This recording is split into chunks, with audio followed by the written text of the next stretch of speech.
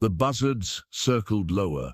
Margaret O'Brien pressed her cracked lips together and squinted up at the merciless Arizona sun. 3 days without water. 2 days since she'd eaten the last of her stale bread.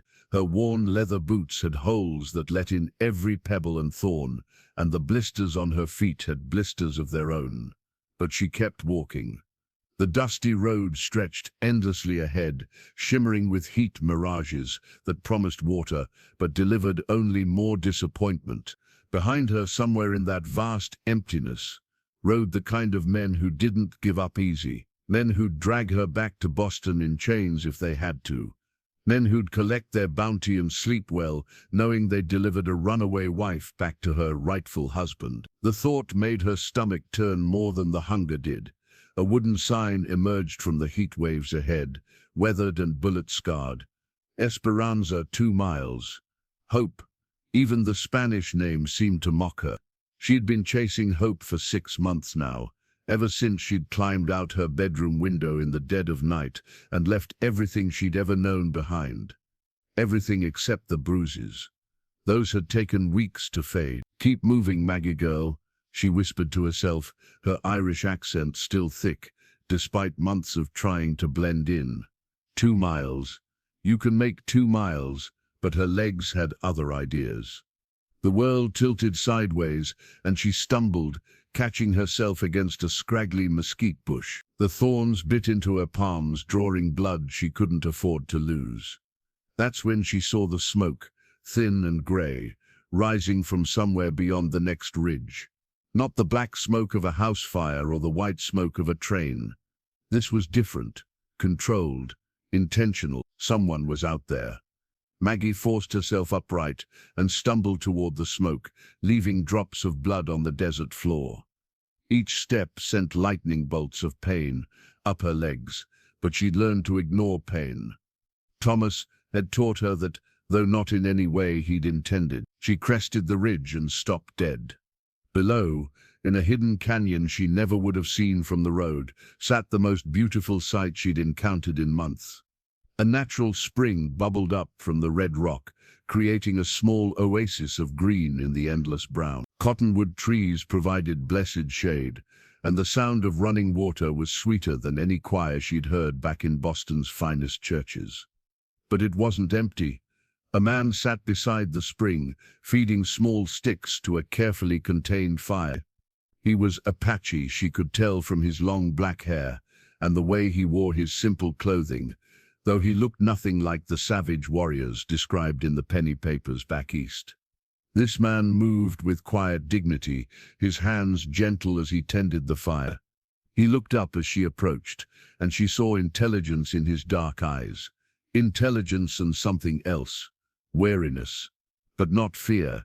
She should be afraid. Every story she'd heard, every newspaper account, every whispered conversation in train stations had painted the Apache as ruthless killers. But standing there, swaying on her feet with thirst and exhaustion, all she could think about was that blessed water. "Please," she croaked, her voice barely audible. Just a drink. I can pay." She reached for the small pouch of coins hidden in her dress, her life savings that wasn't much of a savings at all. The Apache man studied her for a long moment. His gaze took in her torn dress, her bleeding hands, her cracked lip. When he spoke, his English was perfect, without a trace of accent. "Put your money away." He gestured toward the spring. "Drink." Maggie didn't need to be told twice. She stumbled forward and fell to her knees beside the water, cupping it in her hands and bringing it to her lips. It was cool and clean and tasted like life itself. She drank until her stomach cramped, then splashed water on her face and neck, washing away layers of dust and despair. When she finally sat back on her heels, the Apache man was watching her with an expression she couldn't quite read. "Thank you," she said. I don't know what I would have done if you would have died," he said matter-of-factly. Another mile, maybe 2. The bluntness should have stung, but instead it felt oddly comforting. No false politeness, no meaningless platitudes, just truth. "I'm Margaret," she said. "Margaret O'Brien. but folks call me Maggie. Aiyana, he replied after a moment. That's a beautiful name. What does it mean? Something shifted in his expression. Eternal blossom. She almost smiled at that. Doesn't seem to fit, does it? This place, I mean, nothing eternal about a desert. You are wrong. His voice carried a weight that made her look at him more carefully. This spring has flowed for 1,000 years. My people have drunk from it for 40 generations. It will flow long after we are both dust. There was pain in those words, old and deep. Maggie recognized it because she carried her own. I'm sorry, she said. I didn't mean any disrespect. He nodded once, accepting the apology. Then he surprised her by asking, "Where are you going?" "Esperanza. Looking for work." The words came out automatically, but then she found herself adding, "Any work. I'll sleep in the dirt if I have to. Just give me something to do that'll keep me fed." Aiyana's expression changed. Not surprise exactly, but something like recognition, as if he'd heard desperation before and knew its many faces. "Running from something," he said. It wasn't a question. Maggie's hand instinctively went to her throat, where Thomas's fingers had left their mark weeks ago. "Aren't we all?" For a moment they sat in silence, two broken people beside an eternal spring. The sun was setting, painting the canyon walls in shades of gold and crimson. It was beautiful in a way that made her chest ache. "You cannot reach Esperanza tonight," Aiyana said finally. "The road is dangerous in darkness. Coyotes, worse things." "I'll manage." The words came out more sharply than she intended. Defensive. She'd been managing for months now, and she didn't need pity from anyone, even someone who'd shown her kindness. "Will you?" He gestured toward her feet. "In those boots. With those blisters." She looked down at her feet and had to admit he had a point. The leather was cracked beyond repair, and she could see her stockings through the holes. They were more holes than stockings at this point. "I don't have a choice," she said quietly. "There is always a choice." He stood and moved to his small pack, pulling out strips of dried meat and what looked like flatbread. "You can rest here tonight. Eat. Let your feet heal." "Why?" The question escaped before she could stop it. "Why would you help me?" Aiyana paused in his preparations and looked at her directly. "Because I know what it looks like when someone has nowhere else to go." The words hit her like a physical blow. She turned away, pretending to study the darkening sky, but she could feel tears threatening. When was the last time someone had shown her simple human kindness? When was the last time someone had looked at her and seen a person instead of property? "I can't pay you," she said finally. "I did not ask you to. People don't just help, not without wanting something." His smile was sad. "Perhaps you have known the wrong people." Night fell quickly in the desert, bringing blessed coolness and a sky so full of stars it took her breath away. Aiyana built up the fire and shared his food without ceremony, as if feeding strange white women who stumbled into his camp was something he did every day.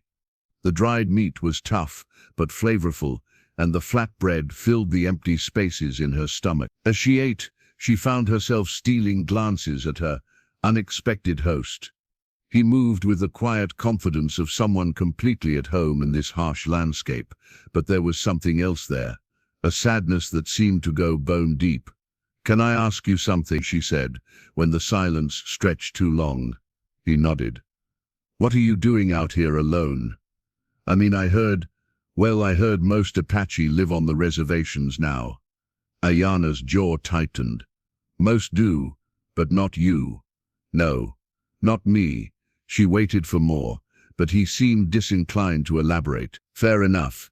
She had her own secrets. They settled down to sleep on opposite sides of the fire, using their packs as pillows.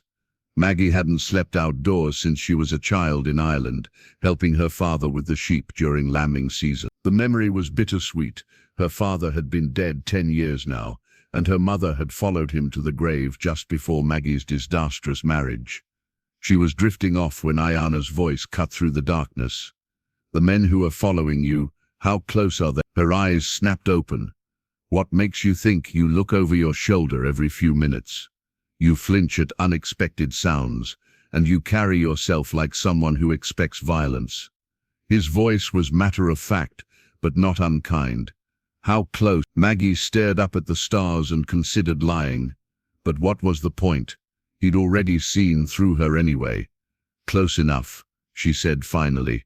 Maybe a day behind. Maybe two. They're persistent. Bounty hunters. Something like that. And if they find you... She was quiet for so long. He probably thought she'd fallen asleep.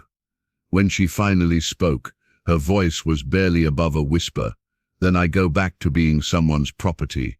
And next time, there won't be a window to climb out of. Silence stretched between them, filled only by the crackling of the fire and the distant call of a night bird. Sleep, Aiyana said finally. I will watch. You don't have to. Sleep, Margaret O'Brien. Tomorrow will bring its own trouble. She wanted to argue, to insist she could keep watch herself, but exhaustion was finally winning the battle against adrenaline. Her eyes drifted closed, and for the first time in months, she felt something almost like safety. Just before she fell asleep, she heard him moving around the camp, and she knew he meant what he'd said about watching. For reasons she couldn't understand, this Apache stranger was willing to stand guard over her rest. It should have felt strange, sleeping beside a campfire in the middle of nowhere while a man she'd just met kept watch. Instead, it felt like the first honest kindness she'd received since leaving Boston. Tomorrow she'd reach Esperanza and look for work. Tomorrow she'd become invisible again, just another desperate soul trying to survive in an unforgiving land. But tonight, beside an eternal spring with a guardian who knew the weight of sorrow, Margaret O'Brien slept peacefully under a blanket of stars. She had no way of knowing that by sunrise everything would change, or that the men hunting her were closer than she'd dared imagine. The sound of horses woke her. Maggie's eyes snapped open to find the eastern sky painted with the faint blush of dawn. 3 riders approached from the direction of the main road, their silhouettes black against the lightening horizon. Even from a distance, she recognized the way they sat their saddles. Men accustomed to violence, men who made their living from other people's desperation. Aiyana was already moving, silent as a shadow despite his size. He kicked dirt over the dying embers of their fire and gestured sharply toward a cluster of boulders near the back of the canyon. His meaning was clear. Hide. Now I pack, Maggie whispered, but he was already grabbing both their belongings, slinging them over his shoulder with practiced efficiency. She scrambled toward the rocks on hands and knees, her heart hammering against her ribs. Behind the largest boulder, Aiyana pressed close beside her, and she could smell the wood smoke in his hair, feel the controlled tension in his muscles. The riders were close enough now that she could hear their voices carrying across the desert air. Track ends here, boss. The speaker had a nasal Boston accent that made Maggie's blood run cold. She knew that voice. Nicky Flanagan, one of Thomas's favorite enforcers. A man who enjoyed his work far too much. Can't just disappear, came another voice. This one rougher, older. Irish bitch has to be somewhere. Maybe the desert got her, suggested a third man. Been 3 days since Tucson. Could be buzzard food by now. There was a pause, and Maggie held her breath. Through a gap in the rocks, she watched the lead rider dismount and examine the ground near the spring. He was a big man with graying hair and cold eyes, the kind of man who'd track a runaway wife across half the continent without losing a moment's sleep over it. Someone's been here, he said finally. Fire pit's still warm. Mickey spat into the dirt. Mexicans, probably. Or Indians. This whole territory's crawling with savages. Maybe, the older man's voice held doubt. But someone camped here last night. 2 people, from the looks of it. Maggie felt Aiyana go rigid beside her. She risked a glance at his face and saw something there that made her stomach clench with fear. Not fear of the bounty hunters, fear for them. There was a hardness in his dark eyes that spoke of violence, of skills she'd only guessed at. The older bounty hunter was still examining the ground around the spring, reading the story written in disturbed sand and ash. Woman's footprints, he announced. Small feet, worn boots. Could be our girl, so where is she now? Mickey's voice carried frustration and something uglier. Thomas had promised him a bonus for bringing her back. Maggie knew. A substantial bonus. Hide. The older man straightened and looked directly at the boulder cluster where they crouched. Come out, Mrs. Kellerman. No point making this harder than it needs to be.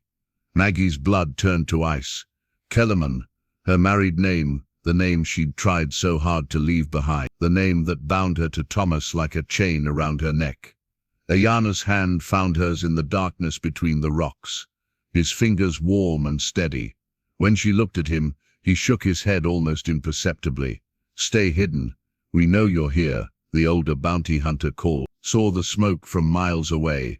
Your husband's worried sick about you, ma'am. Just wants his wife back home where she belongs. The lie was so brazen it made Maggie want to scream. Thomas worried. The only thing Thomas worried about was his reputation, his standing in Boston society. A man whose wife ran away was a man who couldn't control his own household. It was embarrassing, and Thomas hated being embarrassed almost as much as he enjoyed inflicting pain.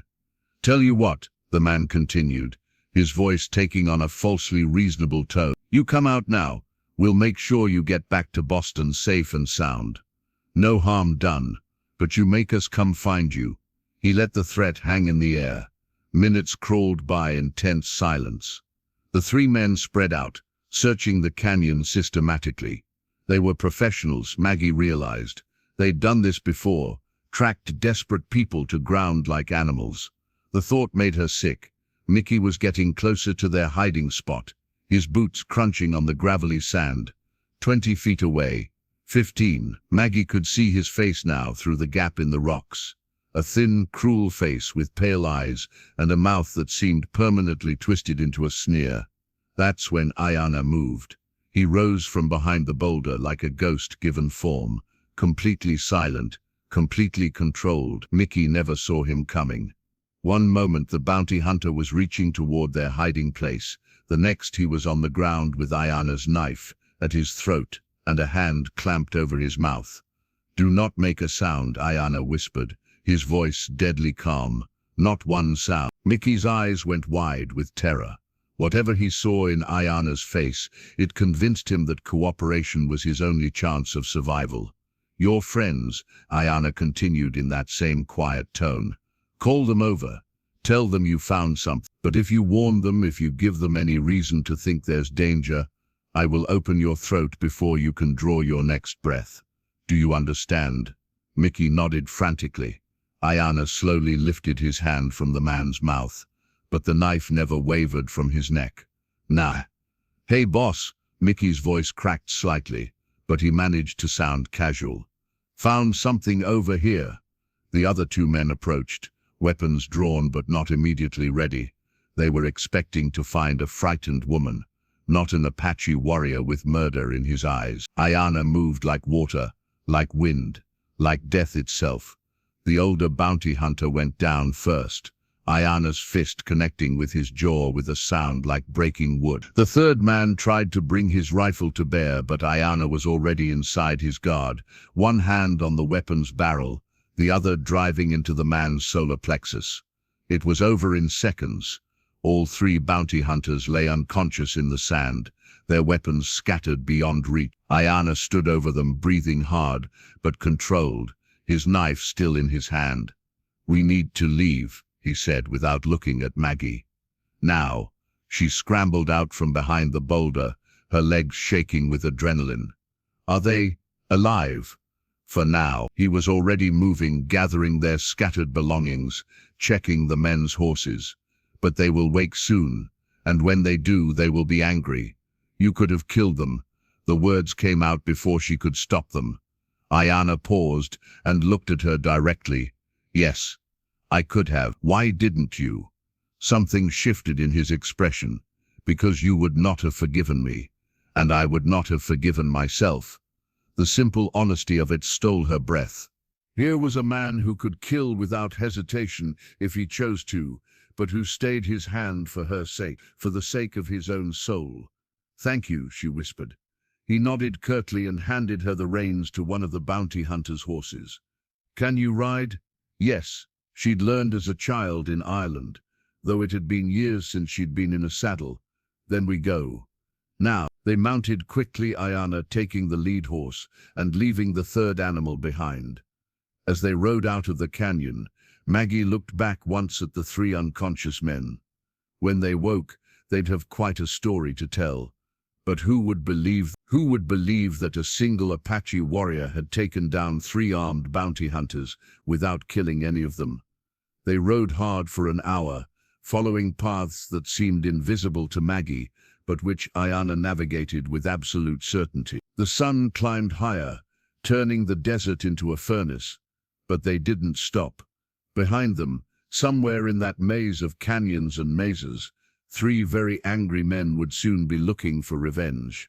Finally, Aiyana called a halt beside a cluster of red rocks that offered shade and concealment. The horses were lathered with sweat, and Maggie's legs felt like rubber when she dismounted. "We rest here," Aiyana said, leading the horses to a thin trickle of water that seeped from the rocks. But not for long. Maggie slumped against a boulder and tried to process what had just happened. 6 months of running, 6 months of looking over her shoulder, and it had almost ended in that canyon. "If not for Aiyana, they'll keep coming," she said quietly. "Those men, or others like them, Thomas won't give up. He never gives up." Aiyana was checking the horse's hooves, his movements economical and sure. "Tell me about this, Thomas. Where to begin? How did you explain a man like Thomas Kellerman to someone who'd probably never seen the drawing rooms of Boston society? How did you describe the kind of evil that wore expensive suits and donated to charity and beat his wife behind closed doors?" "He's rich," she said finally. "Powerful. Connected. His family has money, influence. When I married him..."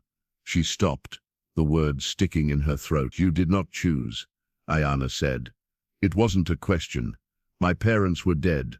I had no money, no prospects. Thomas offered security, a home.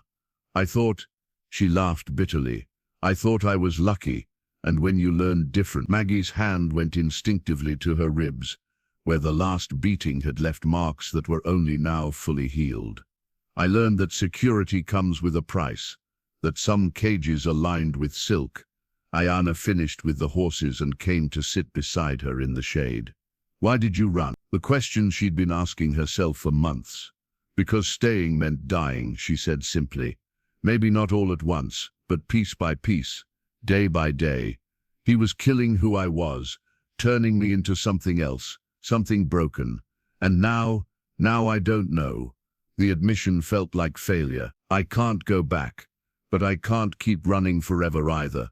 Eventually they'll catch me, or the desert will kill me, or," she gestured helplessly, or I'll find some place where I can disappear completely, become someone new." Aiyana was quiet for a long moment, staring out at the shimmering desert. When he finally spoke, his voice carried that same deep sadness she'd heard the night before. "I understand wanting to disappear," he said, "wanting to become someone new. Is that what you're doing out here? Disappearing?" In a way. He picked up a handful of sand and let it run through his fingers. "My people, my family, they are gone. Killed by soldiers who saw only savage where they should have seen human beings. The government says I should go to the reservation, live on their charity, pretend to be grateful for the scraps they throw us. But you won't. I cannot. That spring, that place where we met, it is sacred to my people. The last free water on our ancestral land. If I leave, if I let them drive me away, then my family truly dies. Their spirits will have no place to rest." The weight of his loss, his responsibility, settled over her like a physical thing. She'd been thinking only of her own problems, her own desperate flight from the past. But Aiyana was carrying the ghosts of an entire people. "So you stay," she said, "even though it's dangerous, even though they'll never stop hunting you. I stay." He looked at her directly, until I cannot stay anymore." They sat in companionable silence, two refugees from different kinds of violence, sheltering together in the vast indifference of the desert. The irony wasn't lost on her. She was running from a husband who claimed to own her, while he was protecting the memory of a family that would never come home. "The town," Maggie said eventually. "Esperanza. Is it safe?" Aiyana's expression darkened. "No town is safe for my people, but for you," he considered. "Perhaps. It is small, rough, the kind of place where people do not ask too many questions about the past." "And work?" "There is a woman there, Aiyana Vasquez. She runs a boarding house, takes in travelers. She might have use for someone willing to work hard." It wasn't much, but it was more hope than she'd had that morning. "You know her. We have an understanding. She does not reveal my presence in these lands. I do not let harm come to her or her guests." Another piece of the puzzle that was Aiyana, a man who could disable 3 armed hunters without killing them, who protected a boarding house owner from unnamed threats, who guarded a sacred spring against all comers. What kind of life had shaped him into this strange combination of warrior and protector? "I should go alone," Maggie said, though the words tasted like ash. After the kindness he'd shown her, the protection he'd offered, the idea of leaving him felt like betrayal. "Yes," he agreed quietly, "you should. But those men will not give up easily. They will question everyone in Esperanza, offer money for information, and when they learn that you traveled with an Apache," he didn't need to finish. She understood. His presence would only make her more conspicuous, more memorable. "So this is goodbye." "Yes." The single word carried more weight than seemed possible. They'd known each other less than a day, shared nothing more than water and fire, and the strange intimacy of mutual danger. But something had passed between them beside that eternal spring, something that made parting feel like tearing. "I wish," she began, then stopped. What was the point of wishing? Wishes were luxuries for people who had choices, and neither of them qualified. "I know," he said softly. They prepared to part in the practical way of people accustomed to loss. Aiyana gave her one of the bounty hunter's canteens, filled to the brim with precious water. He showed her the safest route to Esperanza, marking landmarks she should watch for. He even gave her a handful of coins from the bounty hunter's pockets. "Payment for their horses," he said when she protested. As she prepared to mount her borrowed horse, Aiyana caught her arm gently. "Margaret O'Brien," he said, using her full name like a benediction. "When you reach Elena's boarding house, tell her the Eternal Blossom sends his regards. She will know what it means." "What does it mean?" His smile was sad and beautiful. "That you are under my protection, even from a distance. That any harm done to you will be answered." The words should have felt like another kind of cage, another man trying to control her life. Instead, they felt like the most precious gift she'd ever received. Not ownership, but guardianship. Not possession, but protection freely given. "Thank you," she whispered, "for everything." "Survive," he said simply. "That is thanks enough." She rode away without looking back, though every instinct screamed at her to turn around, to memorize his face one last time. The desert stretched endlessly ahead, and somewhere in that vastness lay Esperanza and whatever future she could build for herself. Behind her, Aiyana watched until she disappeared into the heat shimmer, a guardian angel with a warrior's heart and a broken soul. Then he turned his own horse toward the sacred spring and the ghosts that waited there, carrying the memory of green eyes and Irish stubbornness like a talisman against the coming darkness. Neither of them knew that their paths would cross again sooner than either expected. Neither of them knew that the bounty hunters were already planning their revenge, and neither of them knew that in the town of Esperanza, other eyes were watching, other plans were being made. The desert kept its secrets, but not forever. Esperanza wasn't much to look at, a handful of adobe buildings clustered around a dusty main street with a church at one end and a saloon at the other, as if the town couldn't decide whether it wanted salvation or damnation. Maggie guided her stolen horse down the rutted road, acutely aware of the stares following her progress. Strangers were noticed in a place like this, especially strange women traveling alone. The boarding house wasn't hard to find. A two-story adobe structure with a hand-painted sign that read Casa Aiyana in faded blue letters. Wooden shutters hung askew from windows that needed glass, and a small garden struggled against the desert heat in the front yard. It looked tired, but clean, the kind of place run by someone who took pride in small things. Maggie dismounted and tied her horse to the hitching post, then paused to gather her courage. Inside that building waited either refuge or another kind of trap. After months of running, she'd learned that sanctuary was often just danger wearing a friendlier face. The front door stood open to catch any breeze, and she could hear voices from within. A woman speaking rapid Spanish to someone who answered in slower, more careful phrases.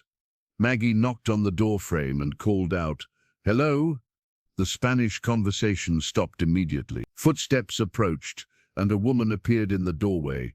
She was perhaps 45, with graying black hair pulled back in a practical bun, and intelligent dark eyes that took in every detail of Maggie's appearance. Her dress was simple but well made, and her hands showed the calluses of honest work. "See?" the woman said, then switched to accented English. "You need something, senora? I'm looking for Aiyana Vasquez. I was told she might have work." The woman's eyes narrowed slightly. "Who told you this?" Maggie took a breath and spoke the words Aiyana had given her. "The eternal blossom sends his regards." The transformation was immediate and startling. Aiyana's suspicious expression melted into something approaching relief, and she stepped back to usher Maggie inside. "Ah," she said softly, "you are the one he spoke of. Come inside. Maria, bring water for our guest." The interior of the boarding house was simple but comfortable. Thick adobe walls kept out the worst of the heat, and woven rugs in bright colors covered the wooden floors. The main room served as both parlor and dining area, with a large table surrounded by mismatched chairs and a fireplace that looked like it hadn't been used in years. A young Mexican woman, Maria, presumably, appeared with a clay pitcher and cup. She was perhaps 20, with kind eyes and a shy smile. She poured water for Maggie without being asked, then retreated to hover in the kitchen doorway, clearly curious about this unexpected visitor. Aiyana settled herself across from Maggie and studied her with the frank appraisal of someone accustomed to judging character quickly. "So," she said finally, "you are running from something, yes?" "They always are, the ones he sends to me." There seemed no point in denying it. "Yes. Husband, how did you know?" Aiyana's smile was bitter. "The bruises have faded, but not completely, and you have the look of a woman who has learned to expect pain from the hands that should protect her." Maggie's throat tightened. Was her past so obvious? Could everyone see the damage Thomas had done just by looking at her? "My name is Margaret O'Brien," she said, "and yes, I'm running from my husband, but I'm not looking for charity. I'll work for whatever you can offer. Room, board, whatever you think is fair. I can cook, clean, mend, tend to guests. I'll sleep in the dirt if I have to. Just give me work." Aiyana's expression softened. "Aiyana said you would say something like that. You know him well enough." Aiyana rose and moved to the window, gazing out at the dusty street. 3 years ago, bandits came to Esperanza. They killed the sheriff, robbed the bank, terrorized the whole town. No one could stop them. They were too many, too vicious. But then he came. Aiyana, see, like a ghost, like a spirit of vengeance. In one night, the bandits were gone. Some fled, some, she shrugged. Some learned that there are worse things than jail. Maggie thought of the controlled violence she'd witnessed that morning, the way Aiyana had moved like water and struck like lightning. And since then, Esperanza has been safe. Oh, we still get the occasional drunk cowboy or traveling troublemaker, but nothing like before. Word spreads, you see. People know this town is protected, but at what cost to him? Aiyana turned back to her, and Maggie saw understanding in the older woman's eyes. You care for him already. After one night, it wasn't a question, and Maggie found she couldn't deny it. He saved my life, showed me kindness when he could have just let me die. I don't understand why. Because it is who he is, Aiyana said simply. He has lost everything, family, home, hope of a normal life, but he has not lost his humanity. Perhaps that is why God keeps him alive, no, to remind the rest of us what we should be. Maggie appeared in the kitchen doorway again, this time carrying a plate of food, beans and rice and fresh tortillas, that smelled like heaven. She set it before Maggie with a shy smile and retreated again. Eat, Aiyana commanded. Then we will talk about work. Maggie didn't need to be told twice. The food was simple but delicious, the first real meal she'd had in days. As she ate, Aiyana bustled around the main room, straightening already straight furniture and dusting already clean surfaces. I have 5 rooms upstairs, Aiyana said as she worked. Usually I keep 3 or 4 occupied, traveling merchants, the occasional territorial official, sometimes a family heading west. Nothing fancy but clean and safe. What would you need me to do? Everything, Aiyana said with a laugh. Cook, clean, tend the garden, help Maria with the washing. Keep the books, greet the guests, settle disputes when the cowboys drink too much at the saloon. It sounded like paradise compared to the desperate uncertainty of the last 6 months. And in return, room board and $20 a month. It is not much, but it is honest work. $20 a month was more than Maggie had dared hope for. In a place like Esperanza, where the cost of living was low, she could actually save money. Maybe even enough to eventually move on, to disappear completely into some distant corner of the territory. There is one thing, Aiyana continued, her tone growing serious. Questions may be asked about you. People may come looking. If they do, you'll tell them you've never seen me. No, Aiyana said firmly. I will tell them that you are under the protection of this house, and that anyone who wishes you harm must answer to me. And if that is not enough, she gestured toward the window, toward the desert beyond the town. Then they must answer to him. The weight of that protection settled over Maggie like a warm blanket. For the first time in months, she felt something approaching safety. Why? She asked. Why would you take such a risk for a stranger? Aiyana sat back down across from her, and for a moment her composed mask slipped. Maggie saw pain there, old and deep. Because 10 years ago, I was where you are now, running from a man who thought he owned me, who would have killed me if he had caught me. I made it to this place half dead from thirst and fear, and a kind stranger took me in. What happened to the man who was chasing you? He came here eventually, asked questions, offered money for information. Aiyana's smile was sharp as a blade. He left town very quickly and very quietly. He never came back. Aiyana, it was before his time. But Esperanza has always had protectors, one way or another. This is a place where people can start over if they are willing to work for it. They spent the rest of the afternoon settling practical matters. Aiyana showed her to a small but comfortable room on the 2nd floor, with a real bed and a window that looked out over the desert. Maria helped her wash and mend her travel-stained clothes, chattering in a mixture of Spanish and English about the daily life of the boarding house. As evening approached, Maggie found herself in the kitchen helping prepare dinner for the handful of guests currently in residence. The work felt good, familiar and honest and blessedly normal. For the first time in months, she wasn't looking over her shoulder every few minutes. That peace was shattered by the sound of horses in the street. Aiyana and Maria both froze at the sound, their eyes meeting in silent communication. Then Aiyana moved to the window and peered through the shutters. 3 men, she said quietly. Strangers, armed. Maggie's blood turned to ice. It couldn't be. Not so soon, not when she'd finally found somewhere safe. Go upstairs, Aiyana ordered. Stay in your room, away from the windows. Aiyana, I can't let you. Go. Now. The older woman's tone brooked no argument. Maggie fled upstairs, just as heavy boots stomped onto the front porch. She crept to her window and peered through a crack in the shutters. 3 men stood on the porch below, and her worst fears were confirmed. The same bounty hunters from that morning, though they looked considerably worse for wear. The older man sported a magnificent black eye, and Mickey walked with a pronounced limp. The third man's arm hung in a makeshift sling. "Evening, ma'am," the older man said when Aiyana appeared in the doorway. His voice was polite, but there was steel underneath. "Name's Wade Thompson. These are my associates, Mr. Flanagan and Mr. Cole. We're looking for someone, wondering if you might have seen her." "I see many people," Aiyana replied coolly. "This is a boarding house. Irish woman, late 20s, red hair, green eyes, traveling alone. Goes by Margaret O'Brien, though her real name is Kellerman. I have seen no such woman." Thompson's smile was thin and cold.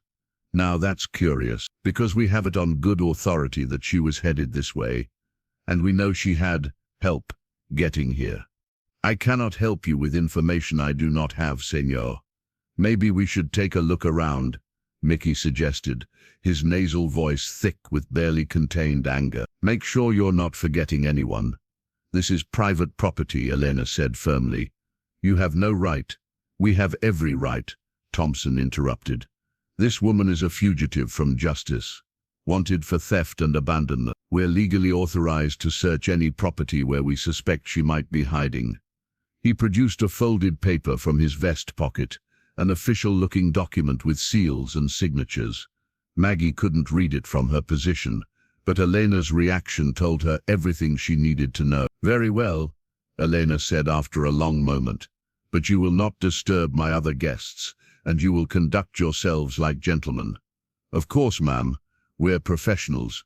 Maggie heard them enter the house below, heard Thompson giving orders in a low voice. They would search systematically, room by room.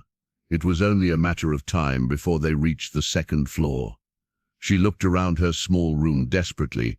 The window opened onto a short drop to the roof of the kitchen lean-to, but beyond that was open ground. If she ran, they'd see her immediately, and even if she escaped, what then? She had no horse, no supplies, no idea which direction to go. Footsteps on the stairs. They were coming. That's when she saw it. A trap-door in the ceiling, barely visible in the growing darkness. Aiyana had mentioned that the boarding house had been expanded over the years, rooms added as needed. There might be a crawl space above, a place to hide until the men gave up their search. Maggie dragged the room's single chair beneath the trapdoor and climbed up. The wooden cover lifted easily, revealing a narrow space between the ceiling and the roof. It was hot and dusty, and filled with the musty smell of old wood, but it was concealment. She pulled herself up and carefully lowered the trapdoor just as the footsteps reached her floor. Through the thin wood she could hear Thompson directing the search. "Check every room, every closet, every possible hiding place. She's here somewhere. What about the roof?" Mickey's voice eager for violence. "Cole, take a look outside. Check for ways someone might have climbed down." Maggie lay perfectly still in the stifling darkness, trying not to breathe too loudly. Sweat pooled beneath her as the temperature in the crawl space climbed toward unbearable. Below her she could hear the systematic destruction of her room, furniture being moved, floorboards tested, even the mattress being overturned. "Nothing here, boss," came Mickey's voice. "Keep looking." The search continued for what felt like hours. They went through every room on the 2nd floor, then the 1st, then the cellar. Maggie heard Aiyana's voice raised in angry protest as they ransacked her carefully maintained property, but Thompson's responses were coldly professional. Finally, after an eternity of waiting, she heard the men gathering in the main room below. "She's not here," Cole said, his voice tight with frustration. "Then where the hell is she?" Mickey snarled. "The tracks led straight to this town. Maybe she kept moving, Thompson mused. Or maybe his voice trailed off, and Maggie heard him moving around the room below. Ma'am, I want to ask you one more time. Are you absolutely certain you haven't seen this woman? I have told you the truth, senor. Yes, you have. And that's what bothers me. Thompson's voice was thoughtful now, calculating. Because you see, we know she had help getting away from us this morning. Apache help. And everyone in this territory knows about the arrangements certain establishments have with the local Apache population. Aiyana's response was ice cold. I do not know what you are suggesting. I'm suggesting that maybe this woman found protection she wasn't looking for, and maybe that protection is still looking out for her. Thompson paused. Tell me, ma'am, when was the last time you saw your Apache friend? The silence that followed was lessened with threat. When Aiyana finally spoke, her voice carried a warning that made Maggie's blood run cold. I think you gentlemen should leave now, before you say something you will regret. Thompson chuckled, but there was no humor in the sound. Is that a threat, ma'am? It is advice freely given. Take it. Another pause, then Thompson spoke again, his voice deceptively casual. You know, it's funny, we saw some interesting tracks on our way into town. Apache pony tracks, leading away from that little oasis where we had our encounter this morning. Maggie's heart stopped. They were tracking Aiyana. Those tracks led east, toward the old Spanish mission ruins. Now, if I were an Apache warrior trying to stay hidden, those ruins would make a fine hiding place. Lots of caves, good water, defensible positions. Senor Thompson, Aiyana said, her voice deadly quiet. You would be very foolish to go looking for trouble in the desert. Would I? See, here's the thing about Apache warriors, ma'am. They're dangerous as hell when they've got the advantage. But 3 armed men with rifles, in broad daylight, with good horses, he let the implication hang. Well, even the best warrior is just one man against superior firepower. You cannot. The words escaped Aiyana before she could stop them. Can't I? The territorial government has made it very clear. Any Apache not on the reservation is considered hostile. We'd be well within our rights to track down and eliminate a threat to public safety. Maggie felt sick. They were going to hunt Aiyana, and it was her fault. If she hadn't fled to his sacred spring, if she hadn't accepted his protection, he would be safe. Of course, Thompson continued smoothly, if someone were to provide information about a certain missing woman, well, that might change our priorities. Might make us forget all about Apache tracks in the desert. The ultimatum was clear. Give up Maggie or they'd kill Aiyana. Aiyana's voice, when she finally spoke, was barely above a whisper. You are animals. We're businessmen, ma'am. Nothing personal, but we have a job to do, and we're going to do it one way or another. Get out, Aiyana said, her voice rising. Get out of my house, now. As you wish, but we'll be back, ma'am. With or without the woman, we'll be back. Their boots echoed across the wooden floor, and Maggie heard the front door slam shut. Moments later, the sound of horses faded into the distance. She waited another 10 minutes before carefully lifting the trap door and climbing down. Her legs shook as she descended to the main floor, where she found Aiyana sitting at the kitchen table with her head in her hands. They're going to kill him, Maggie said, her voice hollow. Aiyana looked up, and Maggie saw tears on the older woman's cheeks. See, they will try. I have to warn him. How? You do not know the desert. You have no horse, no weapons. You would die before you traveled 5 miles. Then what do? I can't just sit here while they hunt him down because of me. Aiyana was quiet for a long moment, staring out the window at the darkening sky. When she spoke, her voice was thoughtful. There is one thing, she said slowly, but it is dangerous, more dangerous than anything you have faced so far. Tell me, Maria has a cousin in the next valley, a vaquero who knows the old trails, the hidden paths. He could take a message to Aiyana, warn him to stay away from the mission ruins. What's the catch? Aiyana's smile was grim. The catch is that Maria's cousin is also half Apache. If Thompson and his men catch him carrying a warning, she didn't need to finish. And the other danger, you If you stay here, they will return with a warrant, with the law on their side. They will tear this place apart until they find you. And when they do, they will take you back to Boston and the husband who sent them. The choice was stark and terrible. Send an innocent man into danger to save Aiyana, or sacrifice them both to save herself. There's a third option, Maggie said quietly. What? I give myself up, turn myself in to Thompson before he can hurt anyone else. Aiyana's eyes flashed with anger. Absolutely not. Do you think Aiyana saved you just so you could surrender to those animals? Do you think I opened my home to you so you could throw your life away? Then what do you suggest? Aiyana stood and began pacing the small kitchen, her mind clearly working furiously. Finally she stopped and looked at Maggie with determination. You run, she said simply. Tonight before they return, Maria's cousin can guide you through the desert to the territorial capital. From there you can disappear completely. New name, new life, new everything, and leave Aiyana to face them alone. Aiyana has been evading soldiers and bounty hunters for 3 years. He knows how to survive, but if you stay, if they capture you, then his sacrifice means nothing. The logic was inescapable, but it felt like cowardice. How could she run again when doing so might cost the life of the man who'd saved her? I need to think, Maggie said. There is no time for thinking. Aiyana snapped. Every moment you delay makes it harder to get away safely. Maria is already preparing supplies, and her cousin should arrive within the hour. As if summoned by her words, Maria appeared in the kitchen doorway. Her usually cheerful face was grave as she set a travel pack on the table. Food, water, blanket, she said in her careful English. Also this. She produced a small pistol from the pack. Is not much, but Maggie stared at the weapon.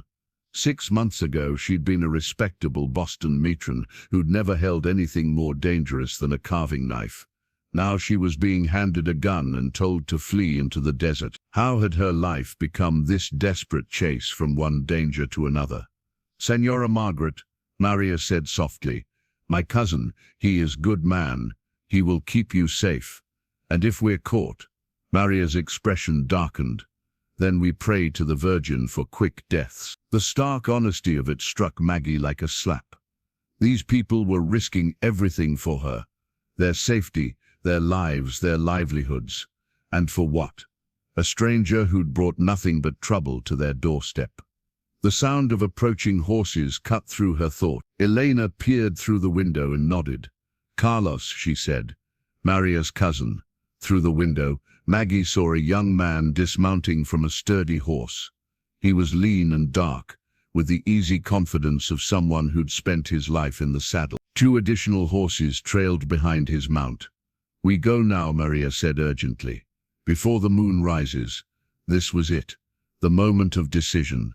Stay and fight a battle she couldn't win, or run and hope that distance might finally break the chains that bound her to Thomas Kellerman. As if sensing her hesitation, Aiyana gripped her shoulders firmly. Listen to me, Nia, she said fiercely. You are not running away. You are running toward something better, toward the life you were meant to have before that bastardo stole it from you. But Aiyana will survive because he is strong and smart and careful. Just as you will survive, because you are all of those things and more. Maggie looked into Aiyana's eyes and saw not pity but respect. Admiration even. When was the last time someone had looked at her that way? All right, she said finally. I'll go. The next few minutes passed in a blur of activity. Aiyana pressed a small bag of coins into her hands, her first week's wages, paid in advance. Maria hugged her fiercely and whispered a prayer in rapid Spanish. Carlos waited patiently while they made their farewells, his dark eyes scanning the horizon for signs of trouble. As they prepared to leave, Aiyana pulled Maggie aside one last time. If you ever make it back this way, she said quietly, you will always have a home here. And if you do not, she pressed something small and hard into Maggie's palm. A silver crucifix, worn smooth by years of handling. Then carry a piece of Esperanza with you wherever you go. Maggie mounted the horse Carlos had brought for her, her hands shaking with more than just fear. Behind her lay the first real sanctuary she'd found since leaving Boston. Ahead lay the vast uncertainty of the desert, and whatever lay beyond. Vamos, Carlos said softly. We must reach the canyon before dawn. They rode out of Esperanza in the pre-dawn darkness, three shadows against the star-filled sky. Maggie looked back once at the boarding house where she'd been happy for exactly one day, then forced herself to face forward. Somewhere out there, Thompson and his men were hunting Aiyana. Somewhere behind them, the law was closing in with warrants and legal authority. And somewhere ahead lay either freedom, or another kind of trap. The desert stretched endlessly in all directions, vast and indifferent to the small human dramas playing out beneath its stars. But for the first time since leaving Boston, Maggie O'Brien wasn't running from something. She was running toward the chance to become someone new, someone stronger, someone who might finally be worthy of the sacrifices others had made for her freedom. The thought should have been comforting. Instead, it felt like the weight of the world settling on her shoulders. The canyon was a gash in the earth, deeper and more treacherous than anything Maggie had imagined. Carlos led them down a narrow trail that seemed to cling to the rock face by pure stubbornness, their horses picking their way carefully through loose stone and thorny brush. Dawn was still hours away, but the stars provided enough light to navigate by, if you knew what you were looking for. How much farther? Maggie whispered, her voice barely audible above the sound of shifting gravel. To the bottom, 1 hour maybe, Carlos replied. To safety, he shrugged. Quien sabe? Who knows? They had been riding for 3 hours, following paths that existed more in Carlos's memory than in any physical reality. The young vaquero moved with the confidence of someone who had grown up in this landscape, but even he seemed tense tonight. Every shadow could hide danger. Every sound could herald discovery. As they descended deeper into the canyon, Maggie found herself thinking about Aiyana. By now, Thompson and his men would be approaching the mission ruins, armed and ready for violence. The thought made her stomach clench with guilt and fear. She should be there, should face whatever consequences came from her choices instead of running away again. Senora, Carlos said softly, interrupting her brooding, we rest here. They had reached a small ledge carved into the canyon wall, barely wide enough for the 3 horses. A thin trickle of water seeped from the rock, forming a tiny pool that reflected the stars.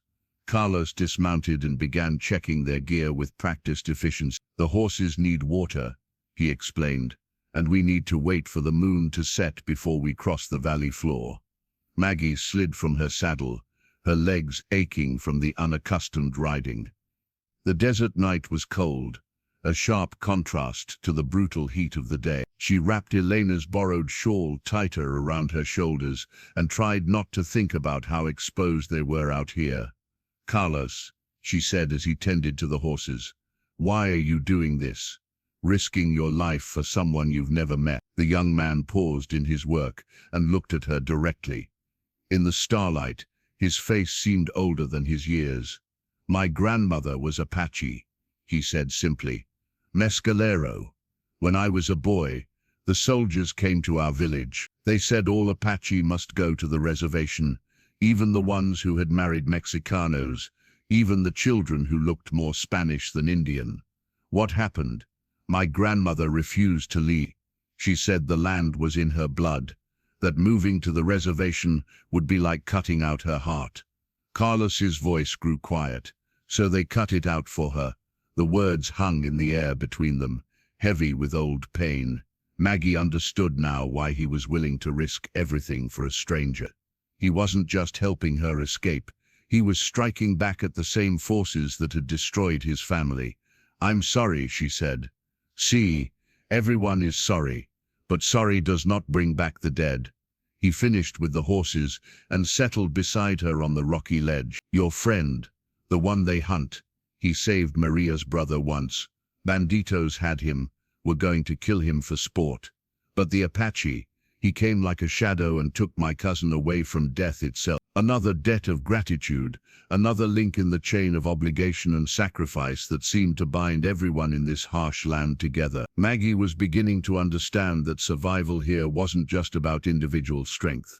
It was about the fragile networks of mutual aid that allowed people to endure what no one could face alone. They sat in silence for a while, listening to the distant call of night birds and the soft sound of the horses drinking. The stars wheeled overhead, marking the passage of time with ancient precision.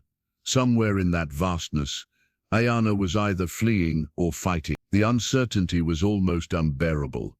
"Senora," Carlos said eventually, "there is something you should know about tomorrow." "What?" "The place we go, it is not safe forever. Maybe a few days, maybe a week. But Thompson, he will not give up easily. He will ask questions, offer money. Someone will remember 3 riders in the desert." Maggie's heart sank. "So where do we go after that?" "There are options.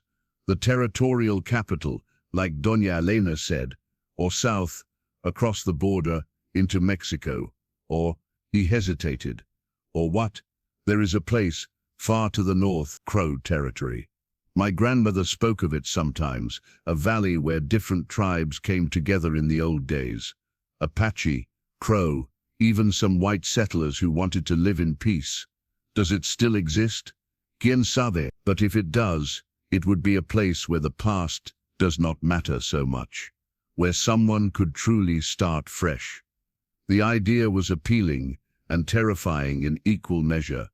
To disappear so completely that even the memory of Margaret Kellerman would fade away. To become someone entirely new, with no connections to the woman who had once lived in fear behind lace curtains in Boston.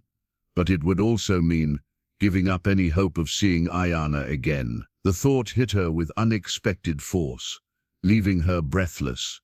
When had that become important to her? When had the possibility of reunion become something worth preserving? "We should move, Carlos," said, misreading her silence as fatigue. The moon set soon. They remounted and continued their descent into the canyon. The trail grew even narrower, forcing them to ride single file with Carlos in the lead. The drop to their right seemed to go down forever, a black void that swallowed sound and light. One misstep, one moment of inattention, and it would all be over. As they reached the canyon floor, Carlos suddenly held up his hand for silence. In the distance, barely visible in the pre-dawn gloom, a thin column of smoke rose from the direction they had come. "Esperanza," Carlos whispered. Maggie's blood turned to ice. "Fire? No. Too small, too controlled. Cooking fire, maybe. Or signal smoke." "Thompson?" Carlos nodded grimly. They did not wait for dawn. The implications were terrifying. If the bounty hunters were already moving, it meant they had given up on subtlety. No more polite searches or legal formalities. They were hunting now, pure and simple.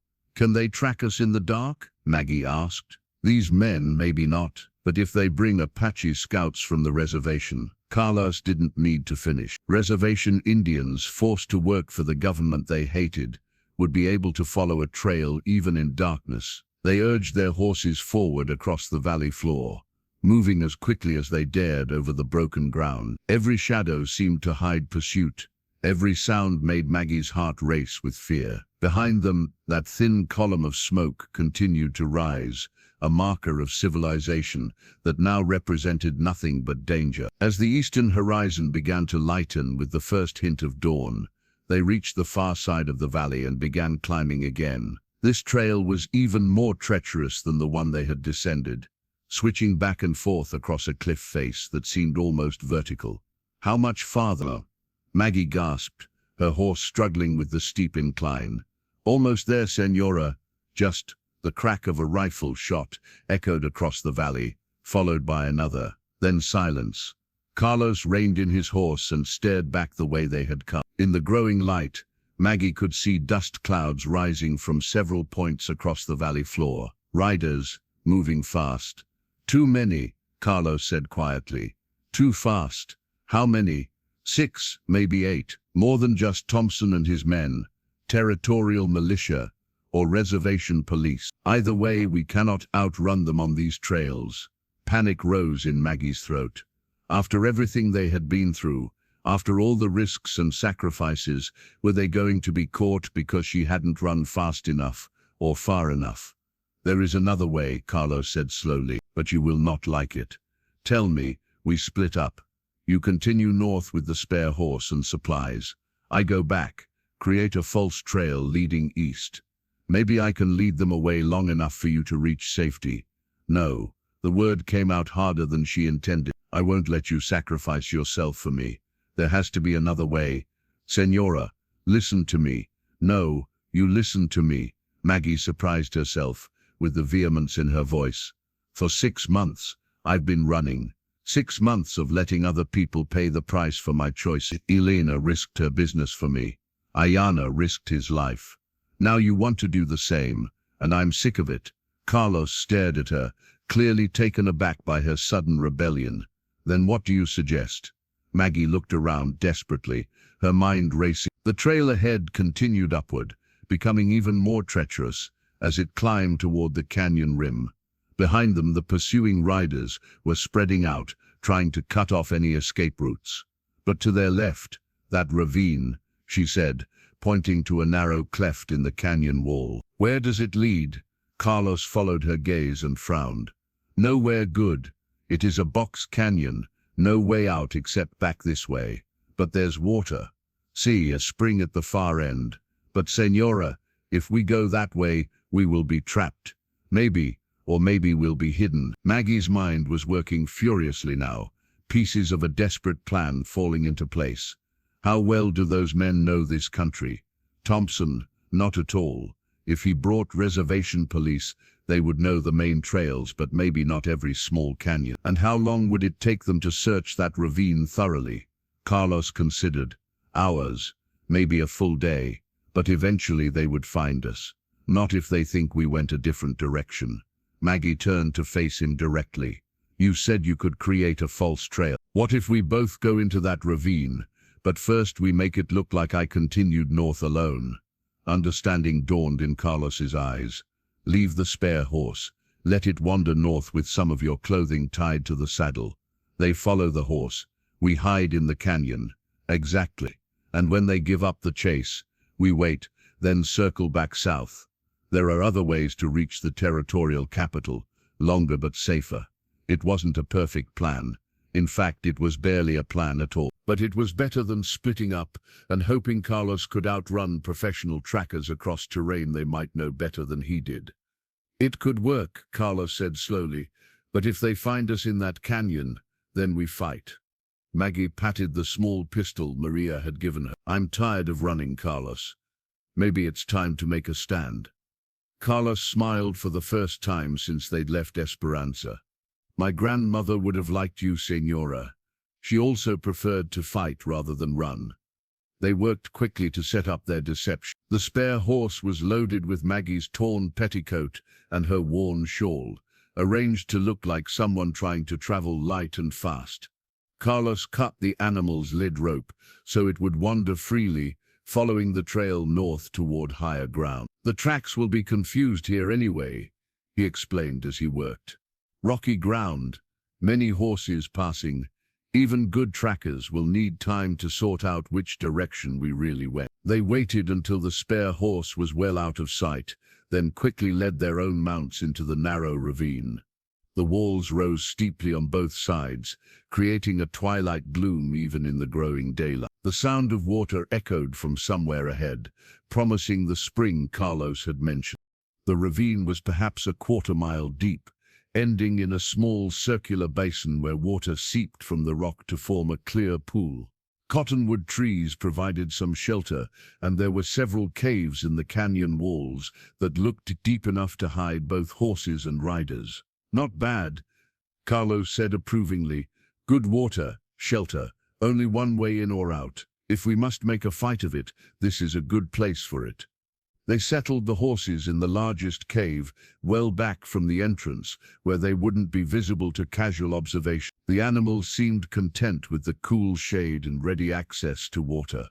Carlos checked his rifle and ammunition while Maggie examined her pistol, trying to remember everything her father had taught her about firearms during those long-ago days in Ireland. 6 shots, she murmured, checking the cylinder. I better make them count. Let us hope it does not come to that, Senora. They didn't have to wait long. Within an hour, they could hear voices echoing from the main canyon, men calling to each other, sorting out tracks, organizing their search.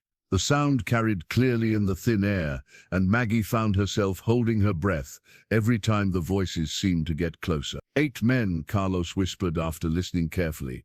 Thompson and his 2, plus 5 others. Probably territorial police. Can you tell what they're saying? Some English, some Spanish. They found the false trail, but they are not sure it is real. Smart men. Time passed with agonizing slowness. The sun climbed higher, turning their hiding place into an oven, despite the shade. Maggie sipped water, sparingly from her canteen, and tried not to think about what would happen if they were discovered. 8 armed men against 2 desperate fugitives wasn't much of a fight. Around midday, the voices moved away toward the north. Following the trail of the spare horse, Carlos allowed himself a small smile of satisfaction. They took the bait. Now we wait for them to give up the chase. But as the afternoon wore on, it became clear that Thompson wasn't going to give up easily. The search party returned from the north, in smaller groups, spreading out to examine every side canyon and possible hiding place. They were being systematic about it, professional. They will reach us eventually, Carlos said grimly. Maybe tonight, maybe tomorrow, but they will not stop until they have searched everywhere. Maggie closed her eyes and tried to think. There had to be something they were missing, some advantage they could use. Think like Aiyana, she told herself. What would he do? That's when it hit her. Carlos, she said quietly, what if they're not looking for both of us? What do you mean? I mean, what if I'm not here? What if Margaret O'Brien disappeared completely and someone else took her place? Carlos frowned. I do not understand. Maggie began pacing the small basin, her mind racing. Thompson is looking for an Irish woman named Margaret O'Brien. But what if that woman died in the desert? What if all they found was her body, and evidence that coyotes had? She gestured vaguely. You want to fake your death? Not fake. Become someone else entirely. She stopped pacing and looked at him directly. You said there was a place up north where the past doesn't matter, where someone could start fresh. What if Margaret O'Brien never made it there? What if someone else did? Carlos was quiet for a long moment, considering the implications. It could work, he said finally, but you would have to leave everything behind, everything that connects you to who you were. Good. The word came out with more force than she intended. Margaret O'Brien was weak. She let herself be owned, controlled, beaten. She ran from every fight and let other people pay the price for her freedom. And who would you become? Maggie thought about Elena's fierce protectiveness, about Aiyana's quiet strength, about the way Maria had pressed a gun into her hands without hesitation. Someone stronger, someone who fights back. The sound of approaching horses cut short their conversation. This time, the voices were much closer, just outside the mouth of their ravine. Fresh tracks here, boss, one of the searchers called. 2 horses, maybe 3 hours old. Could be our runaways. Could be, want me to check it out? Thompson's voice, cold and calculating. Take Rodriguez with you, but be careful. If it's them, they're probably armed. Carlos and Maggie exchanged glances. This was it. No more running, no more hiding. In a few minutes, armed men would enter their canyon, and everything would be decided one way or another. Remember, Carlos whispered, as he checked his rifle. Aim for the chest, not the head. And if something happens to me, nothing's going to happen to you, Maggie interrupted firmly. We're both getting out of this alive. Senora, if something happens, you take my horse and ride north. Do not stop. Do not look back. Find that valley my grandmother Thompson looked around at his rapidly deteriorating situation and made a quick calculation. Half his men were down, he was outnumbered and surrounded, and there was an Apache warrior above who could put an arrow through his eye at any moment. "This isn't over, Kellerman," he shouted toward Maggie's position. "Your husband has resources you can't imagine. He'll keep sending men until—" "Shut up," Aiyana said flatly, and put the barrel of her shotgun against Thompson's throat. "You have made enough noise." The remaining bounty hunters and territorial police laid down their weapons with obvious relief. The smart ones had already figured out that surrender was their only chance of leaving this canyon. Maggie emerged from her hiding place on shaking legs. Hardly able to believe the battle was over, Carlos leaned heavily against a boulder, his wounded shoulder still bleeding but his eyes bright with triumph. From somewhere above came the sound of boots on stone, and then Aiyana appeared at the top of the trail leading down into the basin. He moved like a ghost, silent and controlled, his bow still in hand and a quiver of arrows across his back.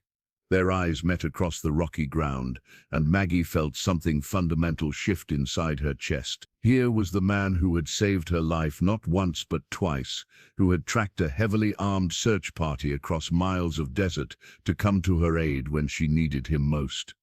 "You came," she said, her voice barely above a whisper. "I gave you my protection," he replied simply. "That does not end because of distance."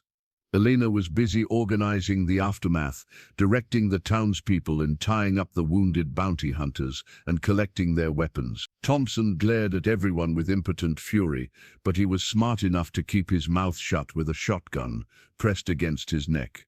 "What happens to them?" Maggie asked. "The wounded ones go to the doctor," Aiyana said practically. "The rest go to the territorial capital for trial." Breaking into homes, threatening citizens, shooting at people without proper authority. Even bounty hunters have laws they must follow. And if they come back, Aiyana's smile was sharp as a blade. They will not come back.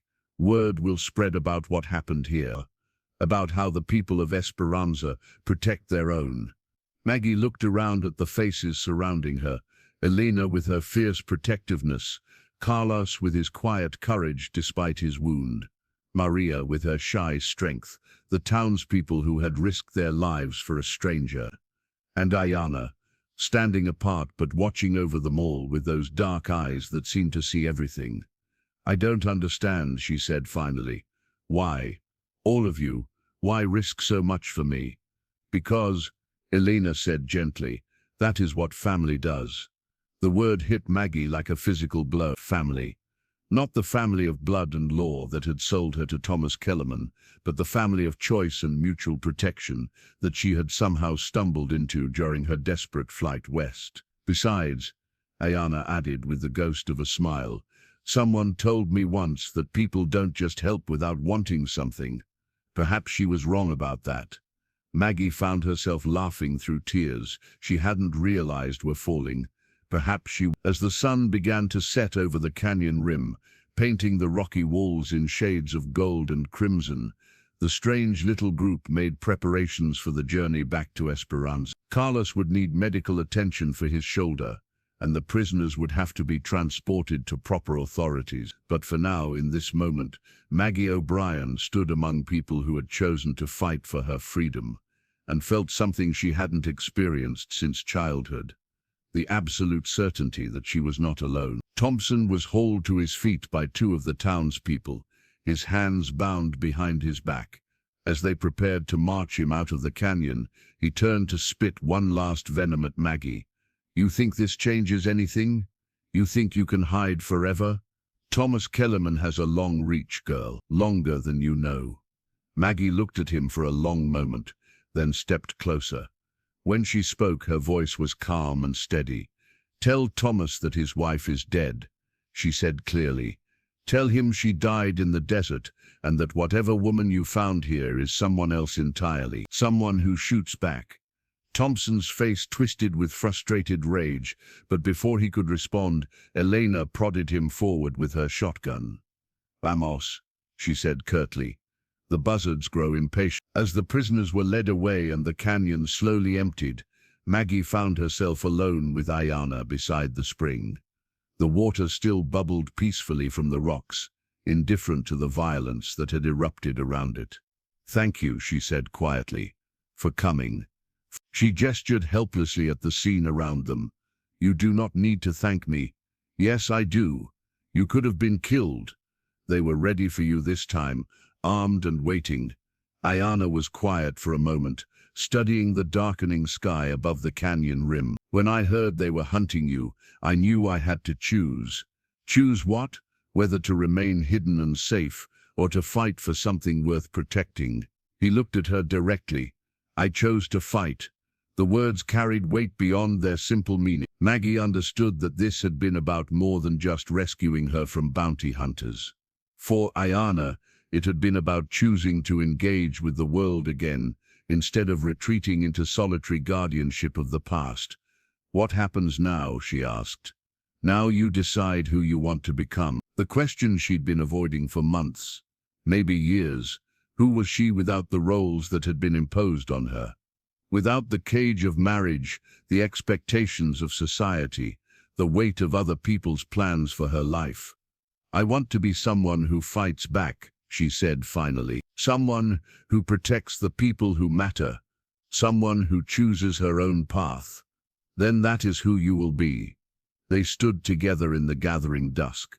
Two people who had found each other in the vast indifference of the desert. Around them, the canyon walls rose like protective arms, sheltering this small pool of peace in a hostile world. "Aiyana," Maggie said softly, "when you told me your name meant eternal blossom, I thought it was just beautiful words. But I understand now." "What do you understand?" "That some things endure not because they're strong, but because they're necessary. Like hope. Like kindness, like the choice to keep fighting even when everything seems lost." He smiled then, the first genuine smile she'd seen from him. It transformed his entire face, making him look younger and somehow more human. "Yes," he said simply, "some things endure." From the canyon entrance came Elena's voice calling for them to come along before full darkness fell. But for just a moment longer, they stood together in the twilight, guardian and protected, warrior and refugee, two souls who had found something worth preserving in each other. The desert stretched endlessly around them, vast and dangerous and beautiful, but they were no longer alone in it. Tomorrow would bring new challenges, new choices, new opportunities to decide who they wanted to become. But tonight, beside an eternal spring in a hidden canyon, Margaret O'Brien took her first real breath as a free woman. The person she had been was dead. The person she was becoming had yet to be fully born. But for the first time in her life, that felt like a beginning rather than an ending. 3 months later, Margaret O'Brien stood in the garden behind Casa Aiyana, her hands deep in the rich soil she and Maria had spent weeks preparing. The morning sun was warm on her shoulders, and the smell of growing things filled the air with promise. Tomatoes climbed wooden stakes in neat rows, beans wound their way up carefully constructed trellises, and herbs released their fragrance with every breath of desert wind. It was honest work, satisfying work, and it was hers to do or not do as she chose. The simple freedom of that choice still took her breath away sometimes. "The peppers are coming along well," Aiyana observed, appearing at the garden gate with a cup of coffee in her hands. "Maria says they will be ready for harvest before the first frost." "Good. We'll need them for the winter preserves." Maggie straightened and wiped her hands on her apron, a gesture that had become as natural as breathing. "How's Carlos this morning?" "Complaining that he's well enough to work, arguing with the doctor about when he can ride again." Elena's smile was fond. Men make terrible patients. Carlos had recovered well from his shoulder wound, though he would always carry the scar as a reminder of that day in the canyon. The bullet had shattered bone and torn muscle, but the young vaquero's natural toughness and Maria's devoted nursing had pulled him through. He was already talking about returning to his work with the cattle, despite the doctor's orders to rest for another month. "Speaking of men," Aiyana continued with studied casualness, "someone was asking about you yesterday." Maggie's heart skipped, though she tried to keep her expression neutral. "Oh?" "A territorial official," passing through on his way to the capital. Mentioned hearing about the trouble we had with those bounty hunters a few months back. Wanted to know if we'd seen any suspicious Apache activity in the area. The casual words hit Maggie like ice water. What did you tell him? That the only suspicious activity I'd seen was from men who broke into my home and threatened my guests. Aiyana's voice hardened. I told him that particular problem had been resolved. Permanently. They both knew what that meant. Word of Thompson's defeat had spread quickly through the territory, carried by travelers and traders who appreciated the rough justice of the desert. The surviving bounty hunters had been tried and sentenced to prison terms for assault and illegal entry. Thompson himself had received 5 years for leading an armed attack on civilians. More importantly, the story had grown in the telling.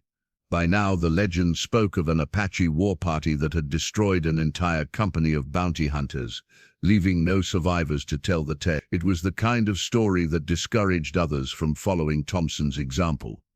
Has there been any word from Boston? Maggie asked quietly. Certain enough. It is far from here, beyond the reach of territorial authority. Crow land.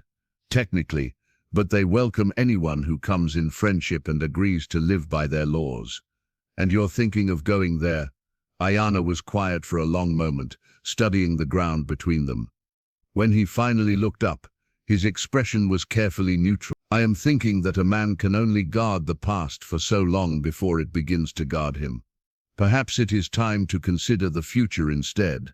The words hung in the air between them like a question that hadn't quite been asked. Maggie felt her pulse racing as she tried to interpret what he was really saying. That sounds wise, she managed. Does it? I am not always certain about wisdom anymore. His smile was rueful. For 3 years I have told myself that my duty was to the sacred places, to the memory of my people. But lately I find myself wondering what they would want for me. Whether they would approve of a life spent alone, guarding empty spaces. What do you think they would want? I think, he paused, seeming to choose his words carefully. I think they would want me to live, not just survive, but truly live. To find happiness where I could, to build something new instead of only protecting what was lost. Maggie's throat tightened with emotion. And have you found happiness? I mean? Once, briefly. His eyes met hers directly. Beside a spring, sharing fire with a woman who was braver than she knew. The admission hung between them like a bridge that neither quite dared to cross.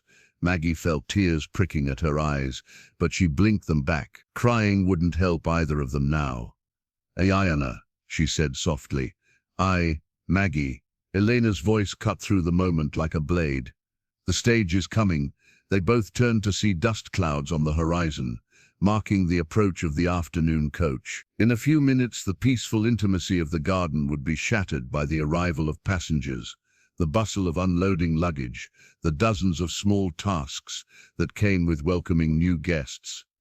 I should go, Aiyana said quietly. Should you? The words escaped before Maggie could stop them, carrying more longing than she'd intended to reveal. He studied her face for a long moment, and she saw something kindle in his dark eyes. Hope, perhaps. Or possibility. There is something else, he said, about the valley in the north. What? They have need of people with practical skills. Farmers, craftsmen, those who can build and teach and heal. He paused. They have need of someone who could run a boarding house, perhaps. Create a place where travelers could find safety and rest. Maggie's heart stopped. Are you asking what I think you're asking? I am asking if you would consider leaving this sanctuary you have built to help create another one.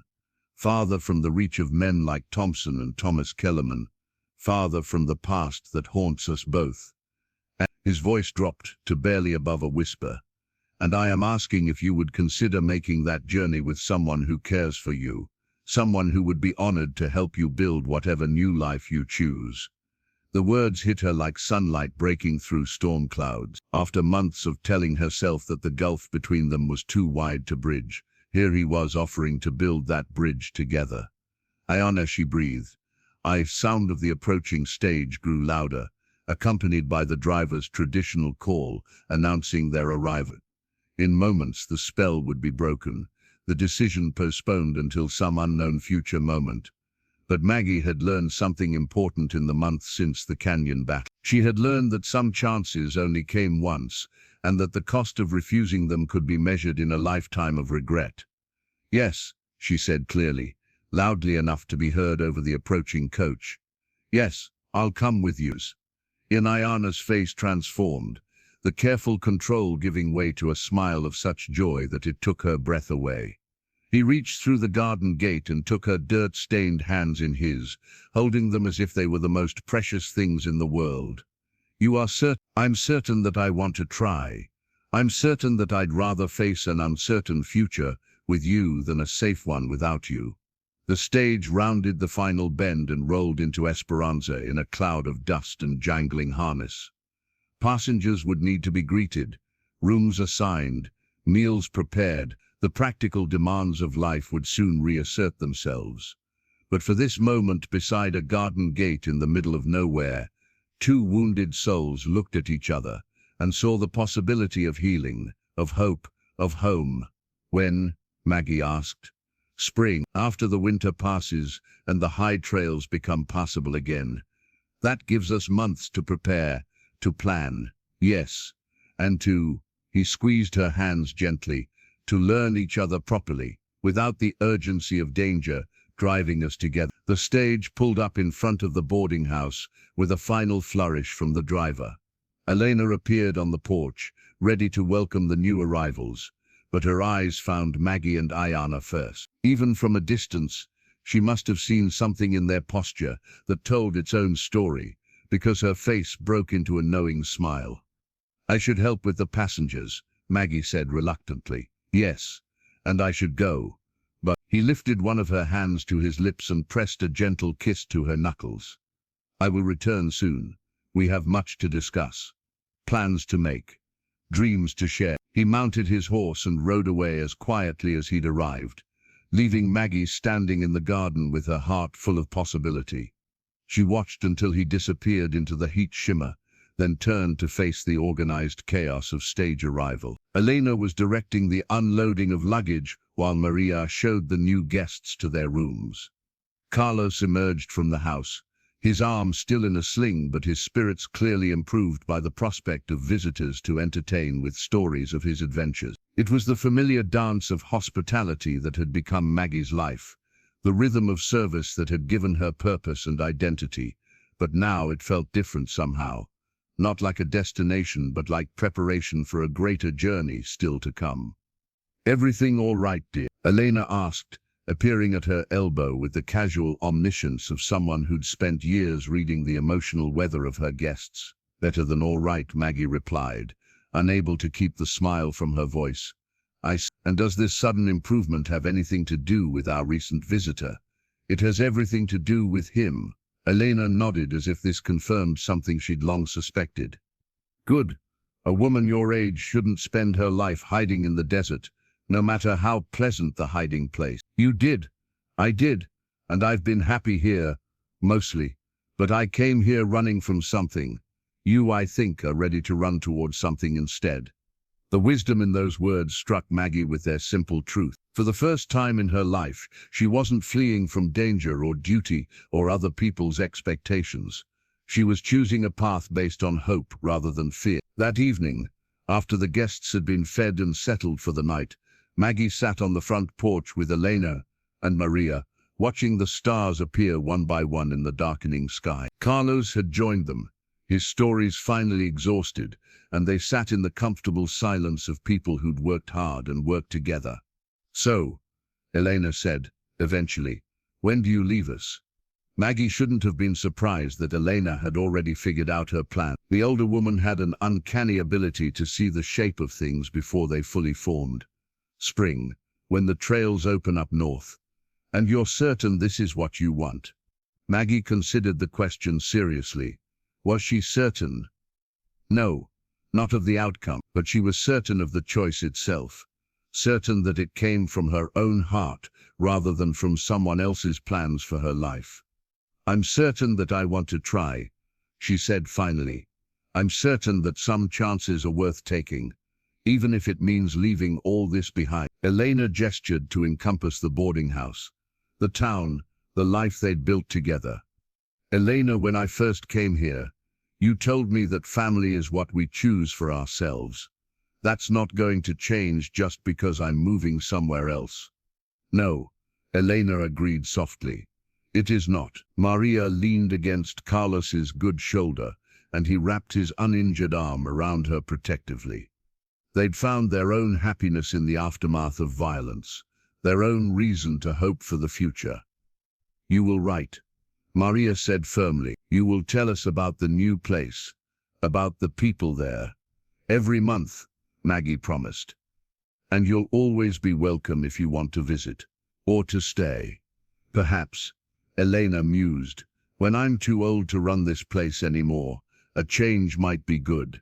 Though that day is still far off. They sat together under the vast canopy of stars, four people who'd found each other in the middle of nowhere and created something like a family. Tomorrow would bring its own challenges and choices, and the months ahead would be filled with preparation and planning and the 100 small decisions that came with starting over yet again. But tonight, Maggie O'Brien sat among people who loved her and let herself dream of what might be possible, of a valley where different peoples lived in peace, of a man with sad eyes who'd offered to share whatever future they could build together, of a place where she could finally stop running and start living.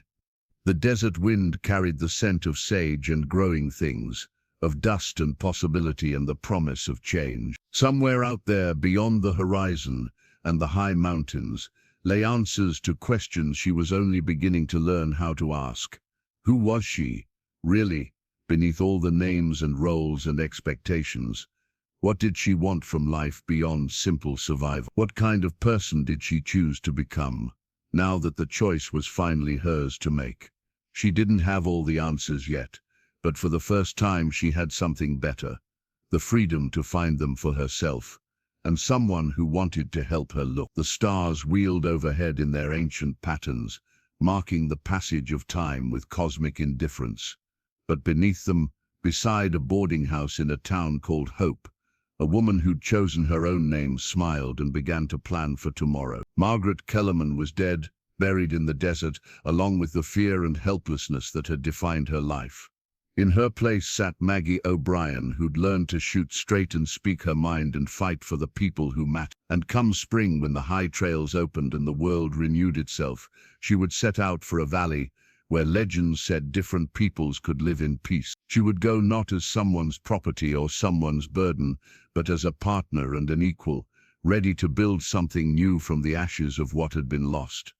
The thought should have been terrifying. Instead, as she sat surrounded by chosen family, under an infinity of stars, it felt like the most natural thing in the world, like coming home to a place she'd never been but had always been meant to find.